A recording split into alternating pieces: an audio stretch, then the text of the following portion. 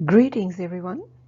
This is our introductory podcast to introduce our channel based on the preface Al-Hamd of the Quran that introduces its purpose and objective.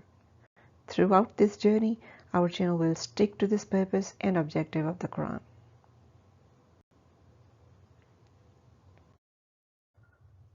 Geographically, the Quran was revealed in Arabian lands. However, the Quran claims that it is a global message, and Arabic language was used as the medium of communication, being the language of the audience, as explained in verse 2 of Surah Yusuf. Since language is closely associated with culture, many aspects of the message have been explained, preserving the cultural context.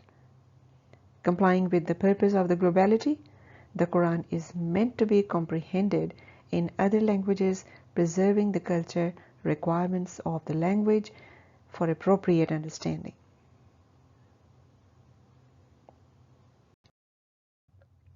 As named, this is the preface or opening of the Quran and explains its commendation. It is customary and respectful to acknowledge the creator of a content. Hence, each component of the Quran starts with its acknowledgement. It is also clarified in the preface that the Quran is a hamd, which means introduction and commendation. Whose introduction and commendation? This will be explained further.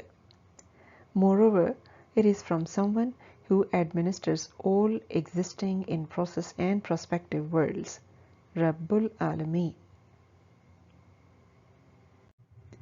The Quran says that as administrator, God has articulated rules for human beings to maintain the systems they live in and the environment naturally provided to survive. Failing to comply with the rules will result in accountability, and the administrator reserves the right of the final verdict. Because an administrator of our world is meant to reflect on how to follow the book. Here comes the introduction of the notion of God's support to follow the book. Now, God does not have a physical body to demonstrate. It comes through people. People who understand the book and demonstrate. People who don't understand and demonstrate. The earlier category is termed as the blessed, and their thought and action processes are the subject of commendation. The later category is termed as the disgraced, and they are introduced as contrary to the blessed. Again, the globality of the message demands that both the blessed and the disgraced would exist everywhere and in all space-times, and would be identified by their behaviors. The blessed and the Quran would complement each other, and there would be no contradiction between the two. Now the question is, why we need a guided pathway? The answer is, ideally, the pathway to do a job contributes equally to the outcomes. But sometimes, wrong procedures may lead to a right outcome that turns out to be temporary, but the results are misleading.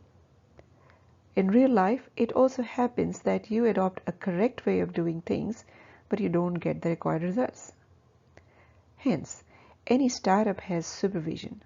Study, work, research, whatever we do, we need an advisor, a senior for induction, to know mandatory rules to follow and seek guidance when we need.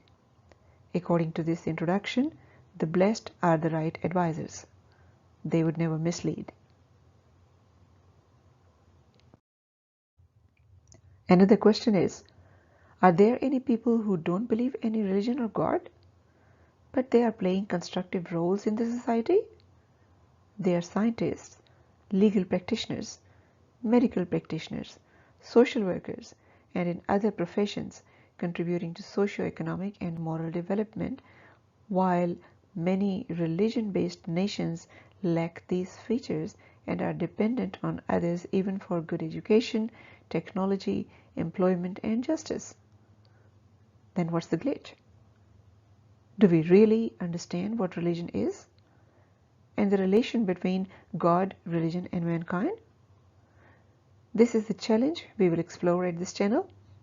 So please stay tuned, subscribe and share this channel with thinking minds and give constructive comments to grow together. Thank you.